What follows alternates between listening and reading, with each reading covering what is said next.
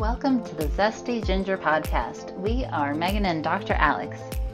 We are here for transformation. Yours, ours, and the collective. Personal and professional for practitioners. But not just any transformation. Compassionate transformation. Because between the two of us, we have seemed to have done things the painful way. Let our pitfalls become your stepping stones. We aren't afraid to share our raw and vulnerable truths in order to help you transform your thinking, your body, your heart, and your soul. Combining 15 years of functional medicine with brain-based habit change to lead you to the best life possible in a compassionate way. Compassion, yes, yet plan to roll up your sleeves. Transformation requires your participation. And a quick reminder, this information is not meant to diagnose, manage, or treat disease. Always consult with your doctor, not this doctor, before making changes. Now let's get into the episode. Hey, everybody. Welcome back to the Zesty Ginger podcast. And you've made it to day 3. We're so Hi proud there. of you. We are. Hello. Thanks for being here. We're so happy to have you here. We've gotten a lot of great feedback so far. We love seeing those of you who are implementing and hearing and doing and sharing, and you've invited your friends. We really, really appreciate any and all of you invited your friends.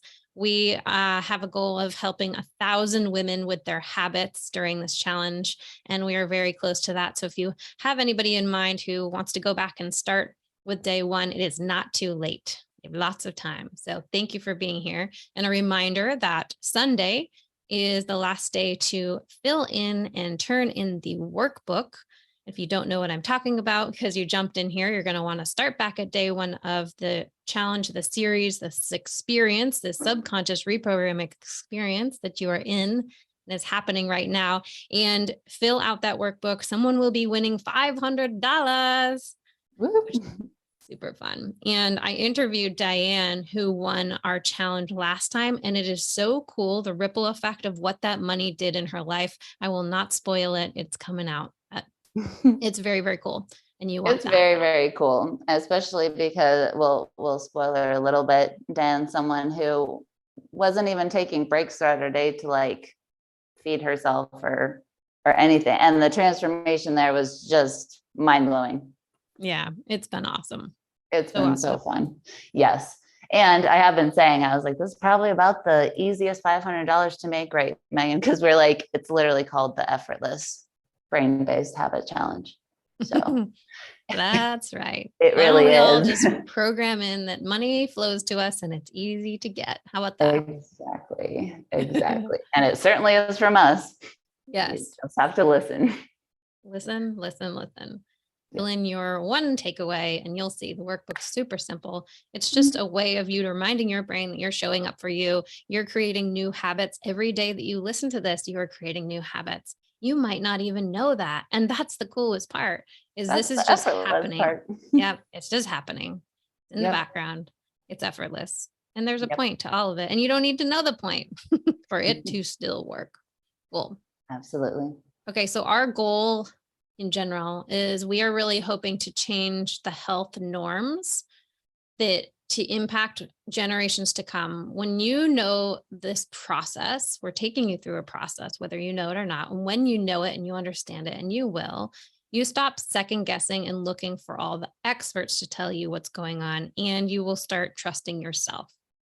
So you will hear us harp on this over and over and over again.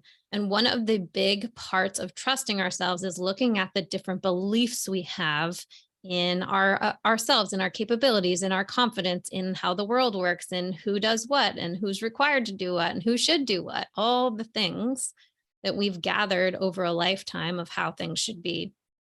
And I want to share a little example of something that happened last night with a neighbor. And if you're on social media and you saw recently in my story, I accidentally texted a neighbor who I don't know that well. My daughter has been hanging out with her son just for the last month or so.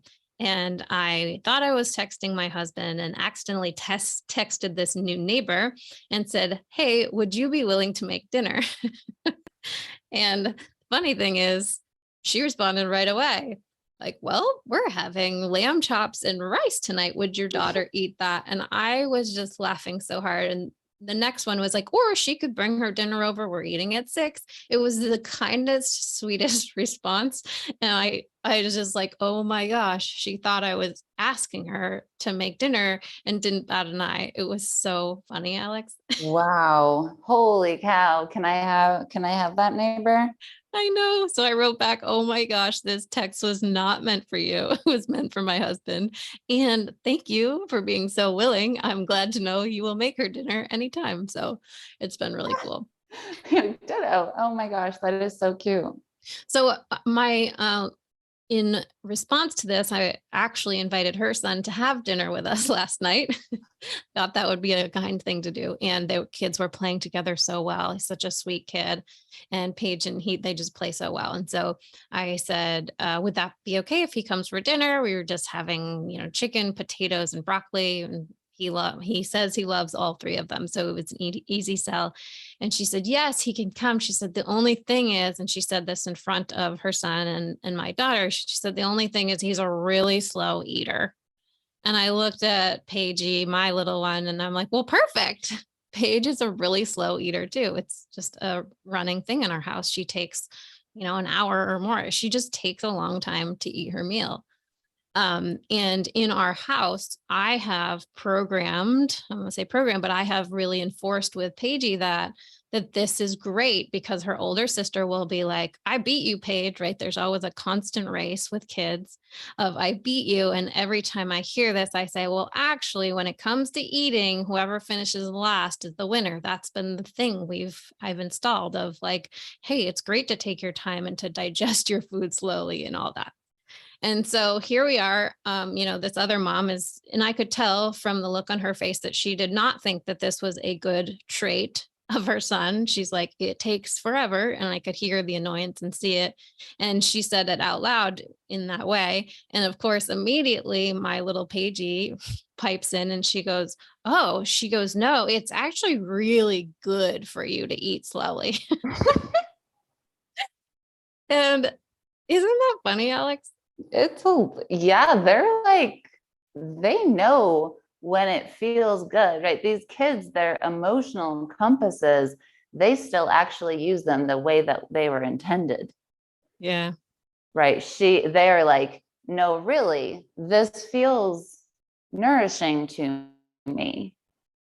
And Paige eats a lot, like in terms of when she does it, she eats and I have never once seen you coerce her or beg her or yell at her to finish her plate.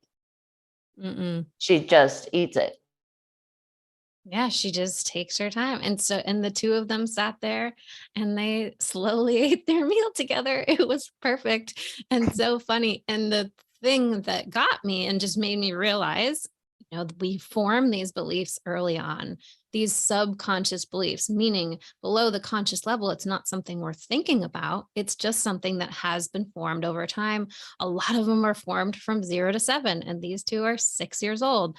And so one household, literally across the street from the other, where they're from, what their belief is around food, what their time, the time they have to sit there. In general, we kind of have all the time in the world for her to sit and eat dinner. So it hasn't become, it really is just not a problem. And so 2 different kids right across the street in the same town can have the exact opposite programming of taking a long time to eat is good for you. Taking a long time to eat is bad. Like I could hear there's a little of like, this is a pain. This is a problem. This is annoying. You need to work on it. So that is where these beliefs come in super early on. And we won't know or remember this necessarily. You're not going to remember like that conversation that your mom had with the neighbor. They're just in there and we're running on them. They're automatic. So as we pull these up, and a lot of them will surprise you because you'll say, oh no, I would never think that. I would never feel that about my health. I totally feel worthy of health. You'll say that consciously, and deep down, you have been programmed. And I don't mean in a bad way. This is just how life happens. Our parents are all doing the best they can, and I am doing the best I can with my kids. It's just happening. Mm-hmm. Yeah. And these interpretations are exactly how the brain is wiring, because the brain is a meaning-making machine, and then it really wants to be efficient, because efficiency translates to survival. If you can recognize a problem or a threat earlier, you can remove yourself from it. So it makes sense that the very system that keeps us churning away would be quite quick to learn and put these associations in place. And Megan's absolutely right in that, depending on what has happened to you, the very same comment, the very same event can happen to two different people, and they will make associations differently. For example, I was talking to someone recently that got bit by a dog as a kid. I also got bit by a dog, but our interpretation, I grew up as someone who wasn't afraid of dogs, because my interpretation was that was an accident and it was a singular thing. And their interpretation was dogs are scary and I need to protect myself from them.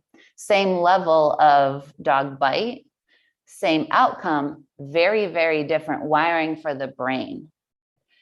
And that is why we have to be authentic in our journey for compassionate transformation, because unless we are honest about what we really think and feel and what we have made things mean, when we try to follow somebody else's steps too closely without doing this introspection from a place of self-awareness, we cannot get there, because that is not how things are hardwired within us. Yes. And there's steps, like Dr. Alex said, in our process. And we want you to know that we see all the effort you're putting in, and ourselves included. And so sometimes when the results you want aren't happening and there's a lot of effort being put in, you just have to consider that there might be a next step to this process. It's not that something has gone wrong or been done wrong. There's another step. So we had a client who, in the last episode, in part 2, I talked about how I finally found my brain chemistry was off. And that was just such a huge understanding about my serotonin and my dopamine and that ratio, and how it really changed how I looked at myself and how hard I was on myself. And we had another client had a very similar experience when she looked at her brain chemistry. Again, serotonin dopamine ratio was off. As she shifted that, and that was shifting with her protocol, she noticed, oh my gosh, I'm no longer reaching like obsessively for my phone.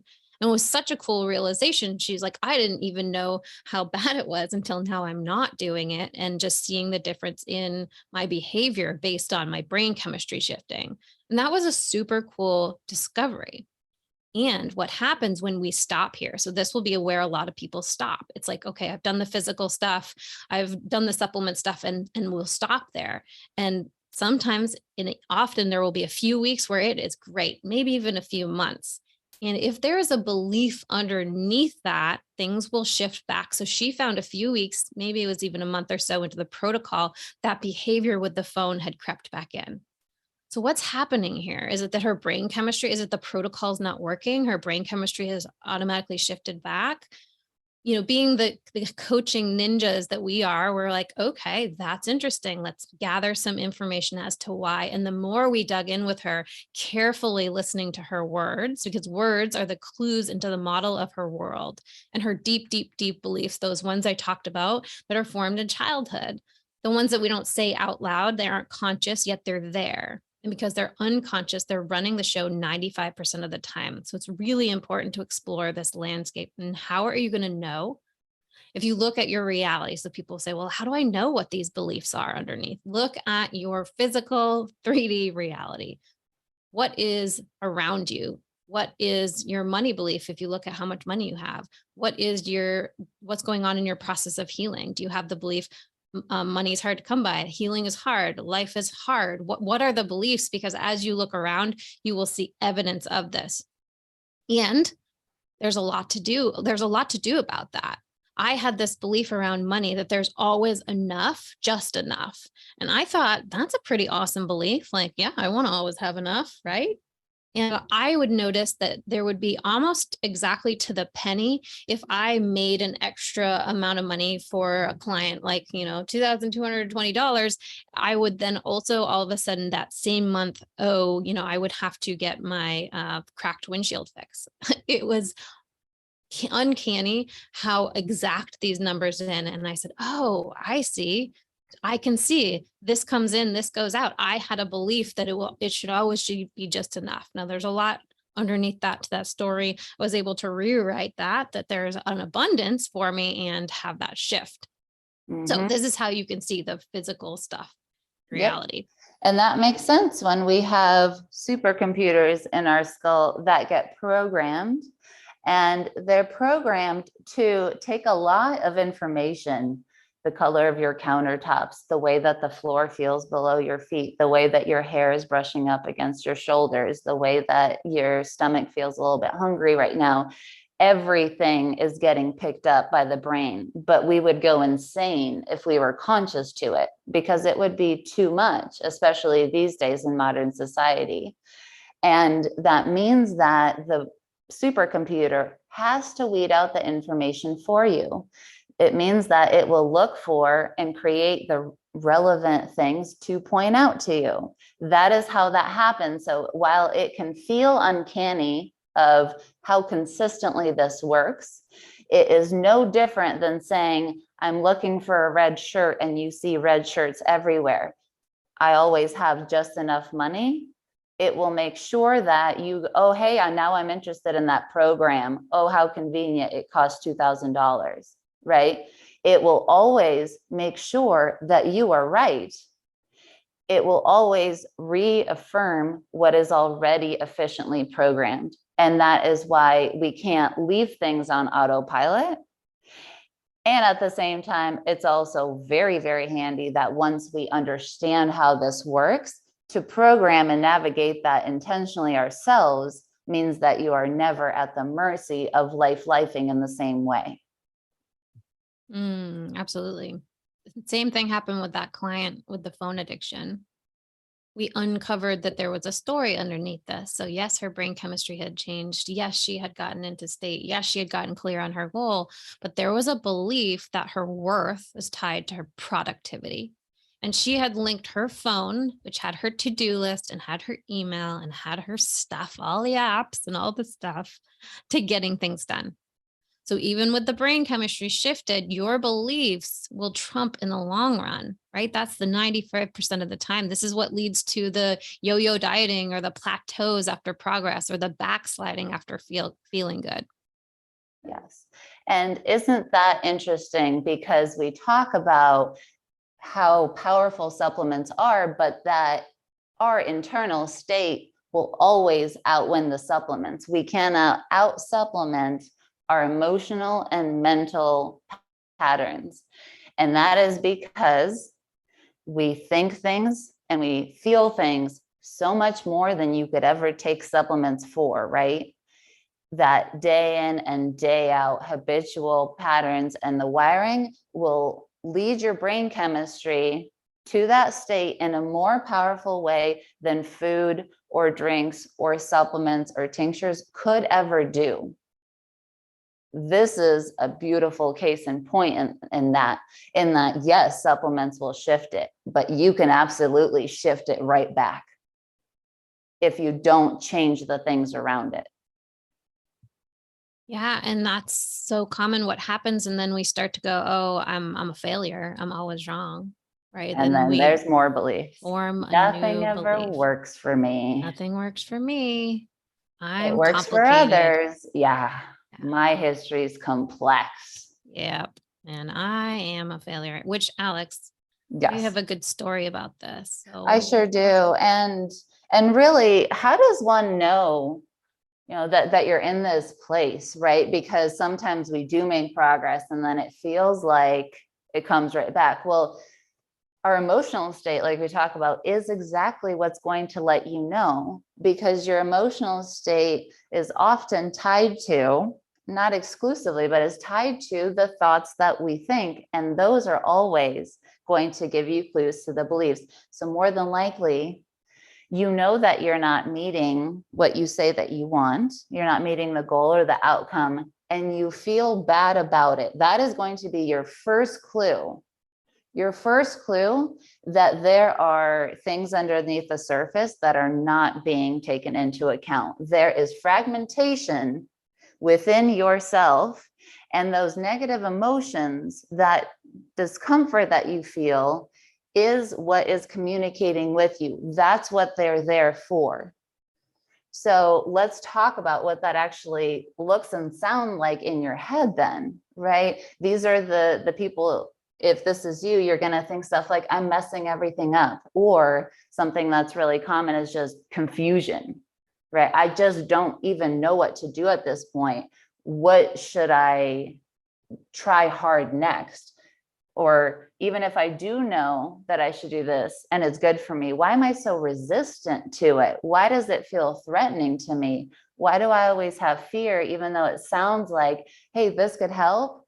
I won't even move myself towards it necessarily, right? And so these are, when you're having these thoughts and you're having that, the threatened feeling and the fear, the guilt, the shame, those are often the things that are going to come up first. And it's really important to think of the emotions and really use them to see, what are these guiding me towards? Because it's so easy to take negative emotions and then go, well, if I just do this, I could feel a little bit better, right? I'll just go check things off the list, or I'll go have a healthy meal, or I'll go work out because I had sugar before, right? Instead, stopping and saying, this is telling me something. And more than likely, exactly what Megan and I are talking about is how you'll know, because this is the make it or break it point. I'm going to tell you right now. This sounds like, oh, feel your feelings. But what I'm going to tell you is that this is the reason you're going to meet your goal or not. And here's why.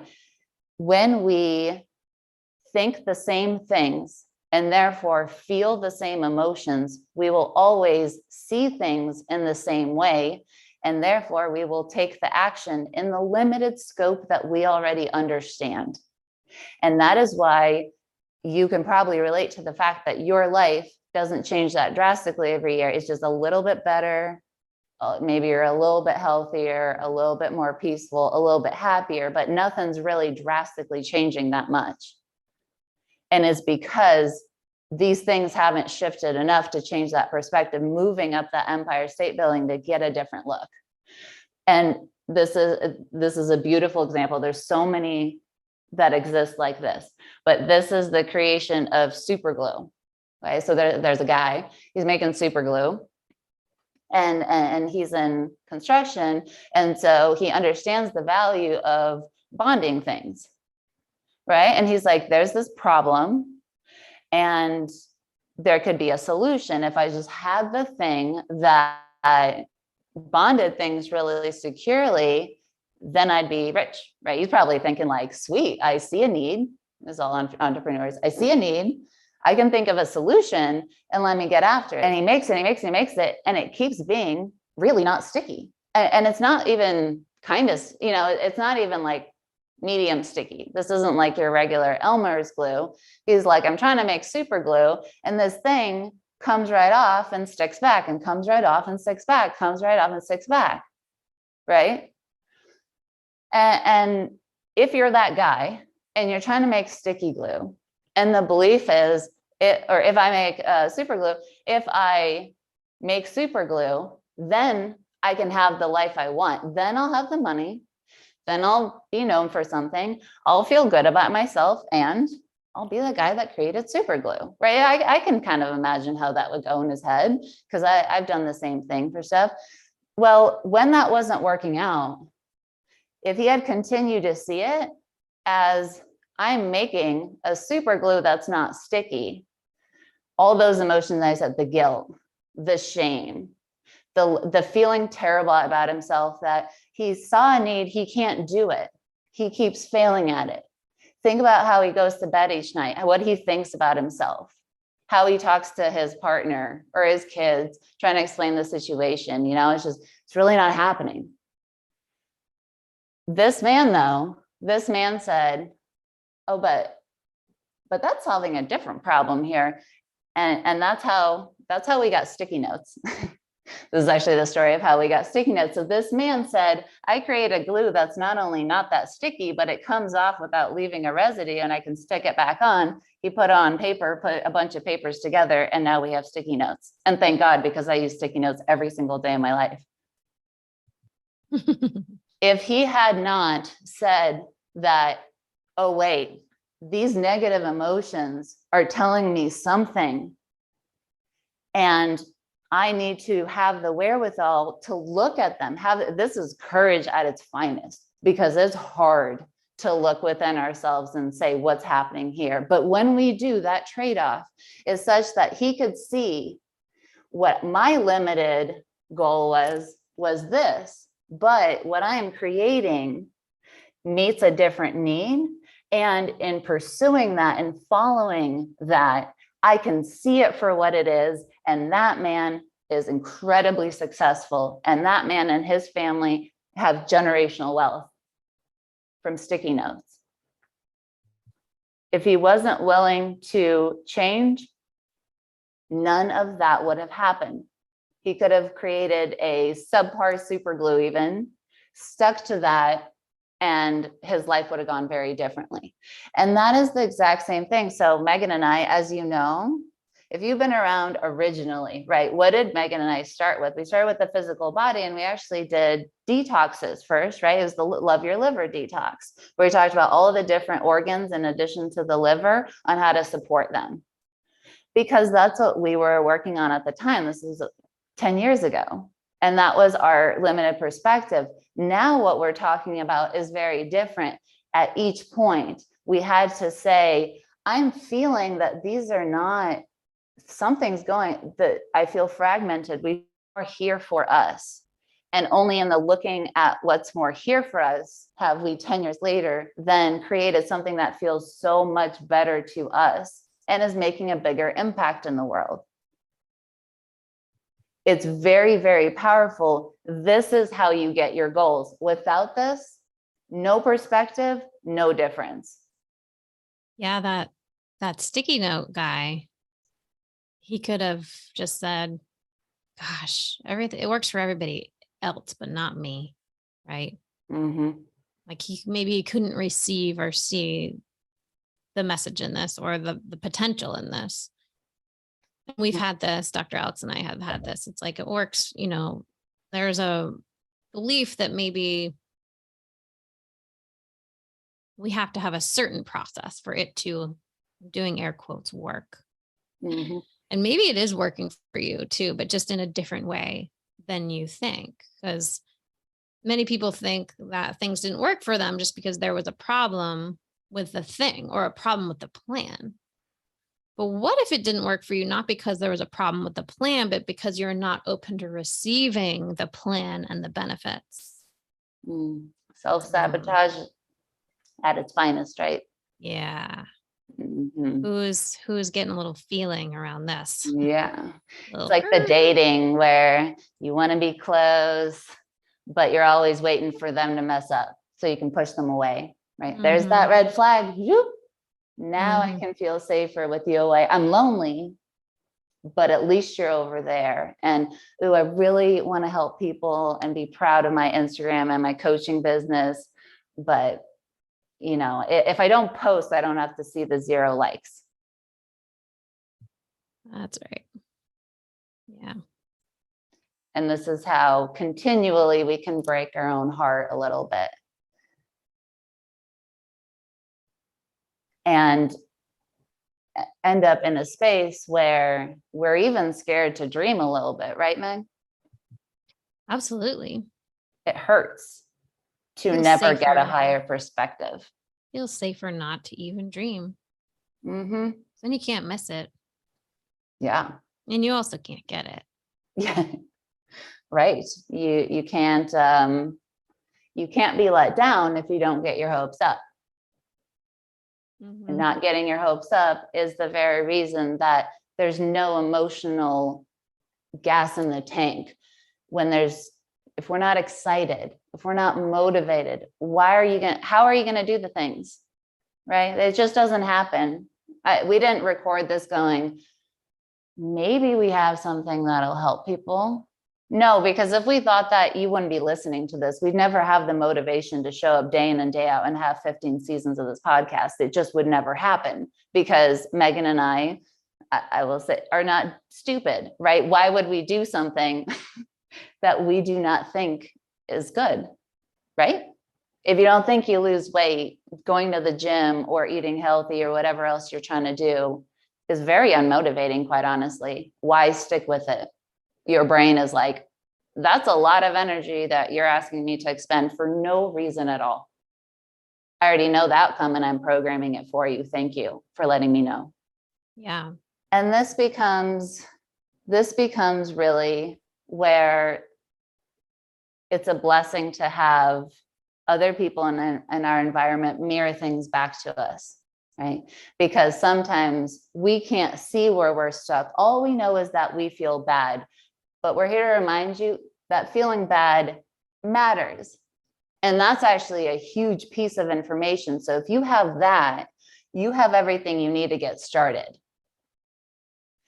And really the mirrors in our lives of people showing us what has happened and what is in their world and how it reminds us of ourselves is a huge blessing, because that's how we often can look around and say, wait a second, I am in this limited box. When I am acting in this environment, when I am playing this role with this group of people, family dynamics. I had this with my mother. I was this version of a daughter. I was this version of what that looked like. And it meant that I had to act a certain way, which of course I had thoughts and feelings about. And I did not have the belief that it could be different. And the resentment and the bitterness just crept up and up and up until what most of us do is we can't take it anymore. Right? We can't take it anymore. And the negativity of that becomes the motivator for transformation. What we're saying is you don't have to wait for that because it's so painful. I actually very much dislike the idea that's going around of, yeah, the struggle is how we all transform, that things don't change when things are good. Well, I call bull on that, because I don't know why any of us would want to wait for that. We can take those things now, those emotions, those mirror that we see in others, and say, okay, but this is one version of it. All these beliefs of who a good daughter is are keeping me where I am. And all these things of I'm a people pleaser that I told myself were perpetuated within that relationship, because I kept acting that way. And how much am I going to build self-confidence when I'm daily undermining through my actions the fact that I won't let people walk over me, right? I can do affirmations till I'm blue in the face. It won't shift. And at some point I had to say, I'm not willing to play that role anymore. And that was the first time that I actually broke out of the box. That was the first time in my life. And then I continued to do it in various other aspects of my environment that said, I have been this, and I'm not willing to be it anymore. No shade or hate towards anybody else. This is just what I'm doing for me. And of course, there's navigation along that way, but you know where your beliefs are holding you stuck by how bad you feel on certain topics. Right now, whatever's coming up for you as I'm talking, that's the primary one, right? And if there's a couple, one at a time. But you know in your heart when you're not where you're supposed to be, because our beliefs are within us and our emotions will let you know what's going on. And if it's not good, you have the power to change it.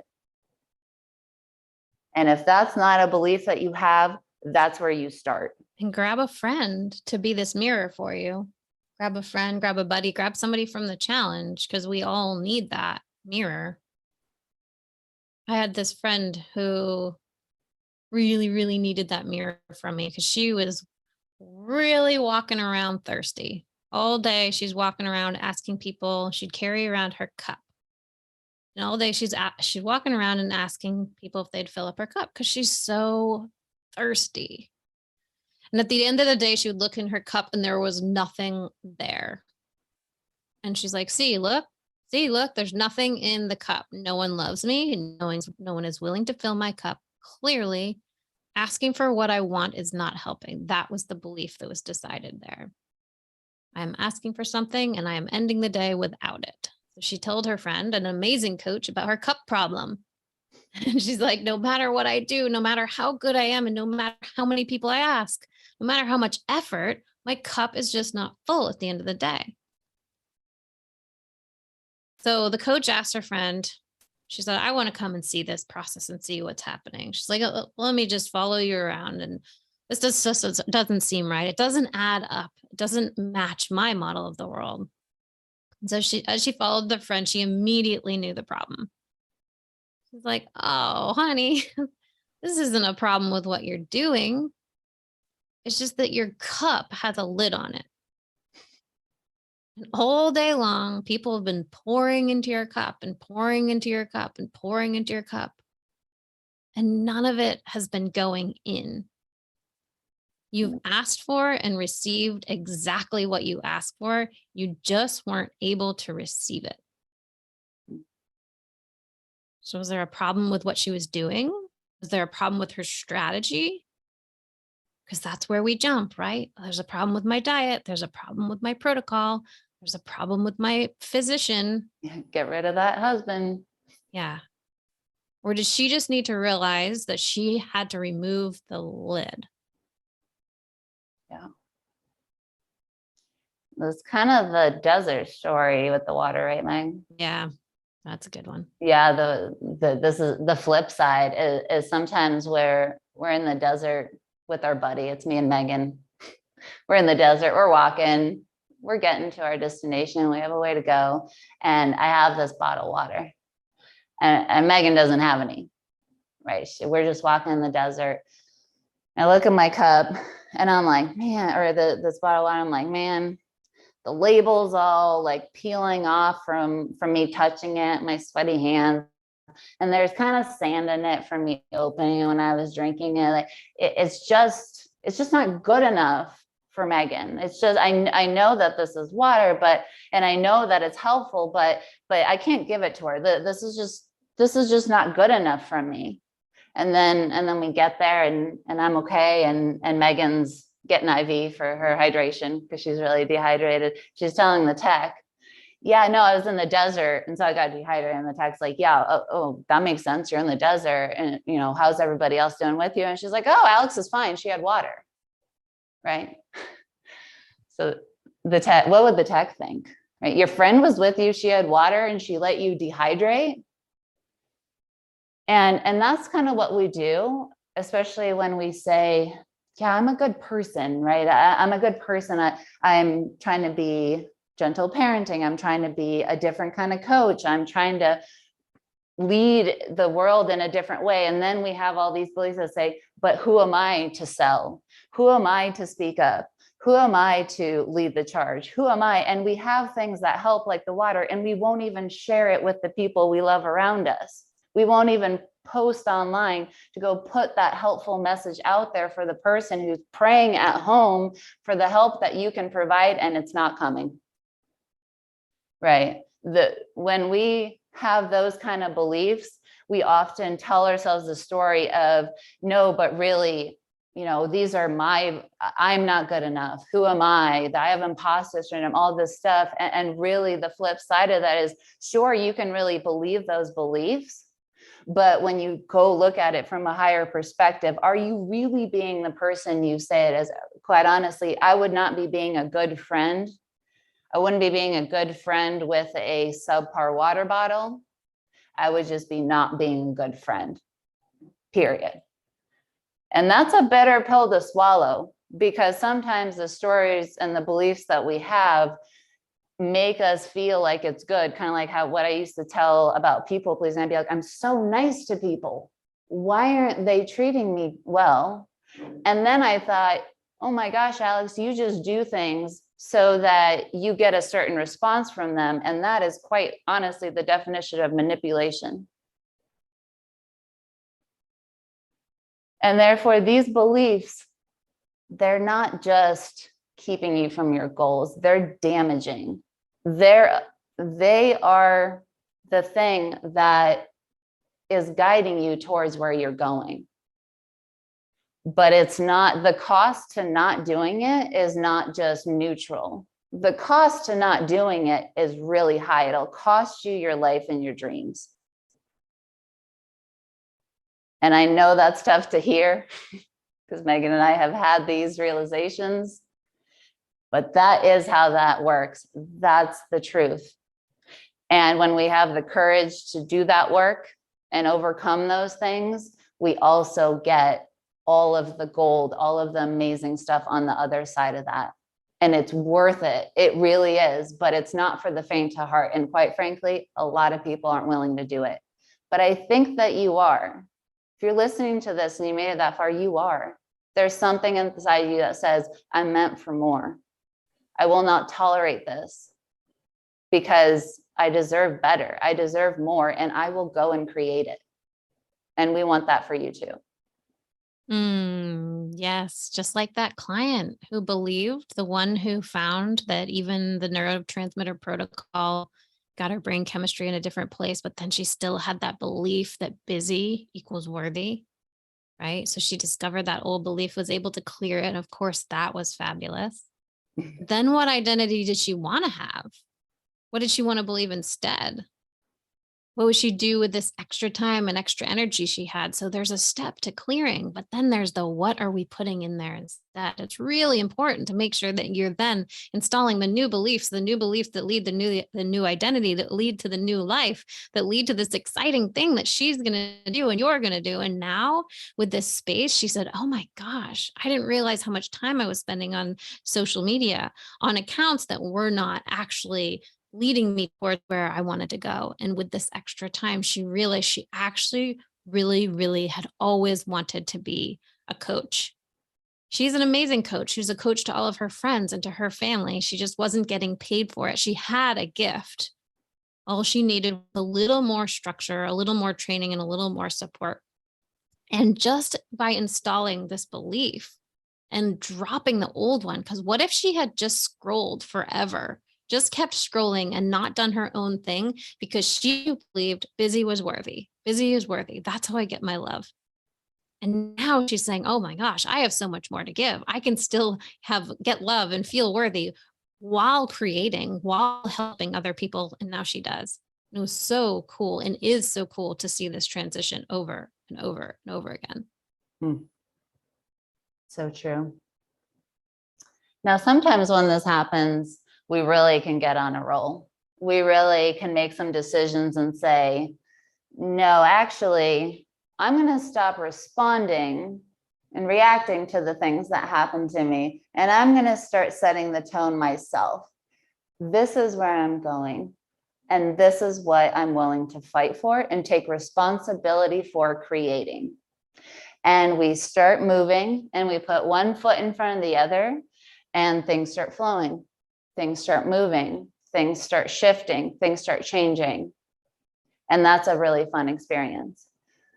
But sometimes what trips people up at that point is that sometimes life will life real hard. It'll kind of throw a wrench in your, then there's a pandemic. Then there's inflation, then there's a war. And all of a sudden, from that new identity, the old habits start to creep in sometimes. The old ways of thought start to creep in. And so this is the springboard that we're going to talk about tomorrow for. Because when we talk about fragmentation as being the cause for disease, the cause for unhappiness, the flip side of that is we need support for everything.